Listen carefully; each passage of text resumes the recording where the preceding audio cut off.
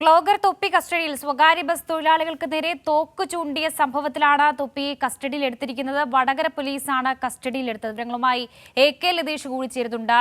ലതീഷ്, ഈ താമസ സ്ഥലത്ത് നിന്ന് ലഹരി കണ്ടെത്തിയതടക്കം പൊതുവെ ഈ തൊപ്പിക്കൊരു വിവാദ യൂട്യൂബർ എന്നൊരു പേര് കൂടിയുണ്ട്. എന്താണ് ഇവിടെ സംഭവിച്ചത്? ബസ് തൊഴിലാളികൾക്ക് നേരെ തോക്ക് ചൂണ്ടിയ കേസിലാണ് ഇപ്പോൾ വ്ലോഗർ തൊപ്പി എന്ന മുഹമ്മദ് നിഹാലിനെ വടകര പോലീസ് കസ്റ്റഡിയിൽ എടുത്തിരിക്കുന്നത്. വൈകിട്ട് 6 മണിയോട് കൂടിയാണ് ഈ സംഭവം. വടകര ബസ് സ്റ്റാൻഡിൽ വെച്ച് ലൈസൻസ് ആവശ്യമില്ലാത്ത എയർ പിസ്റ്റൾ ആണ് സ്വകാര്യ ബസ് തൊഴിലാളികൾക്ക് നേരെ ഇയാൾ ചൂണ്ടിയത്.